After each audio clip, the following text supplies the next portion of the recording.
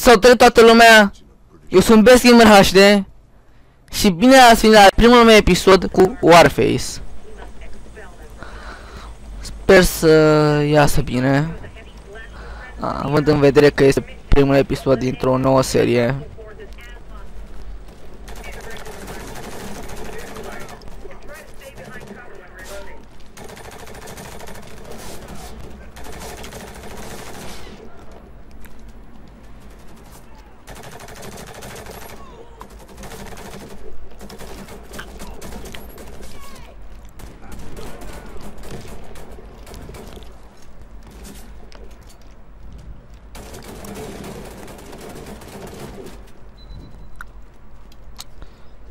Jocul este doar multiplayer.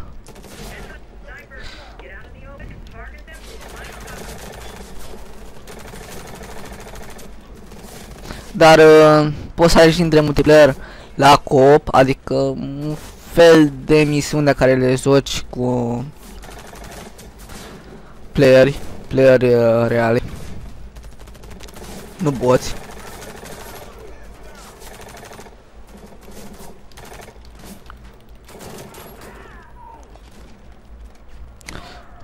Sunt primul de pe server.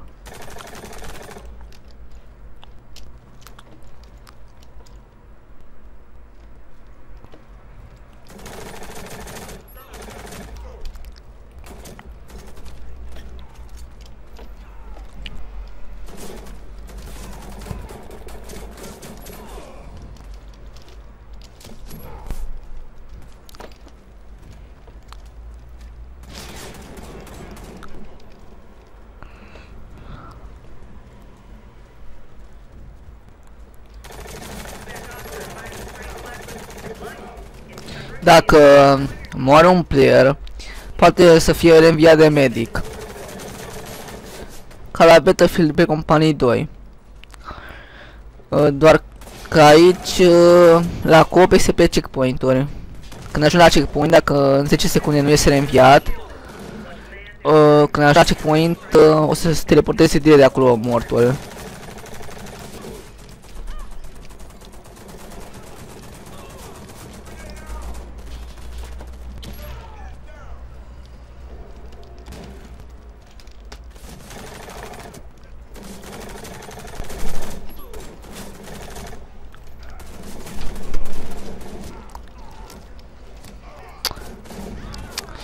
Nașpa, dacă avem un medic în echipă.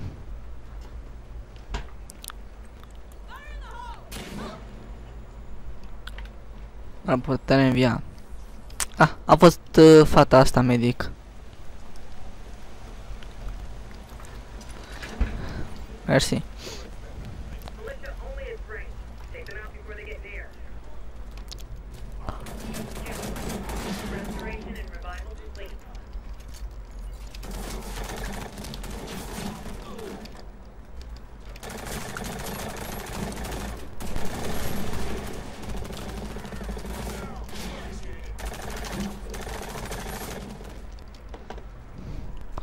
Un nou checkpoint.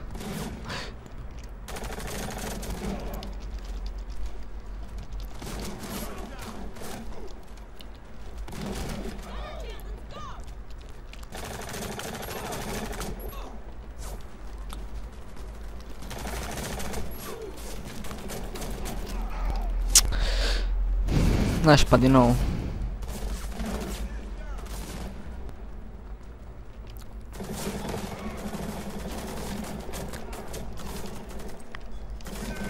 Ce rău cu medicul ăsta.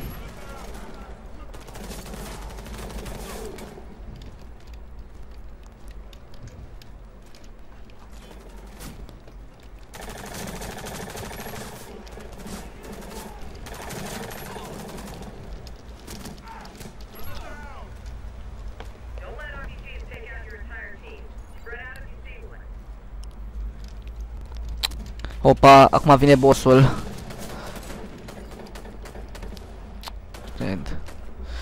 De obicei fiecare misiune are un boss, aceea fiind un fel de juggernaut. Adică juggernauții sunt playerii aia, nu playeri, bossii aceia cu armură foarte puternică.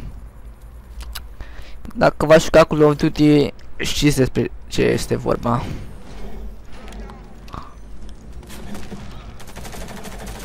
Se pare că nu a venit chiar acum, dar o să vină.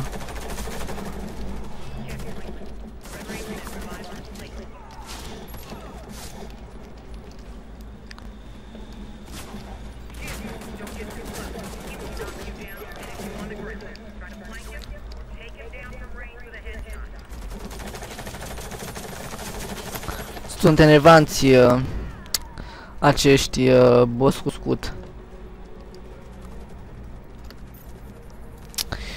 Că te pot răma. Și dacă nu ai un coechipier care să te ajute, ești mort.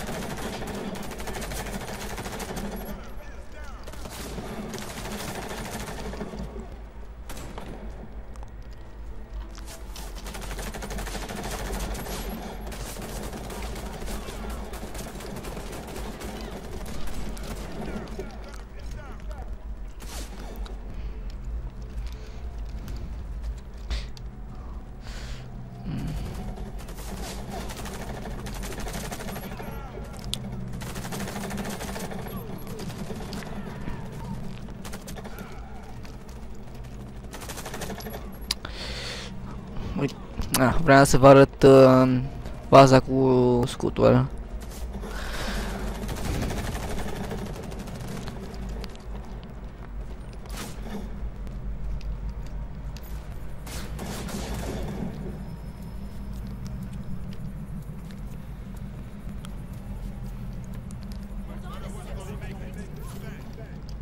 Eu fiind asault pot ca să-mi dau gloanțe.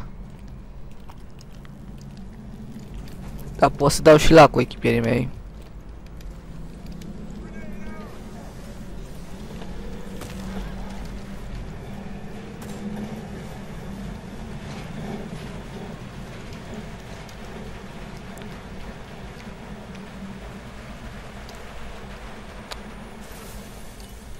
Trebuie să distrugem acest generator, cred.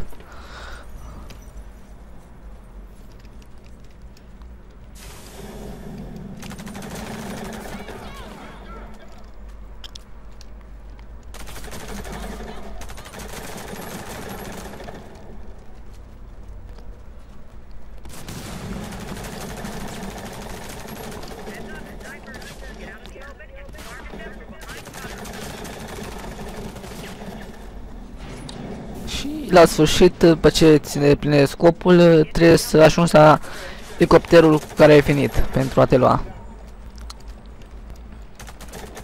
La un loc în care să aterizeze acel elicopter.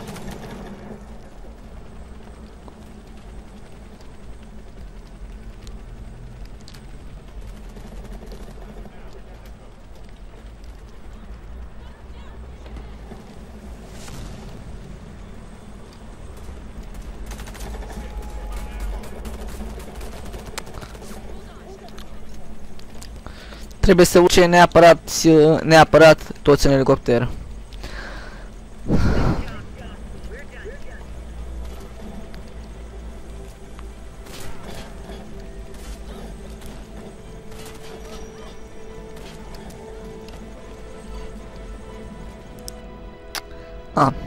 Se pare că această misiune nu a avut boss. Bun. Acesta a fost primul episod din Warface. Dacă v-a plăcut acest episod și mă susțineți în continuare, eu vă recomand să dați like și să-l comentați. Iar acum, eu vă spun la revedere!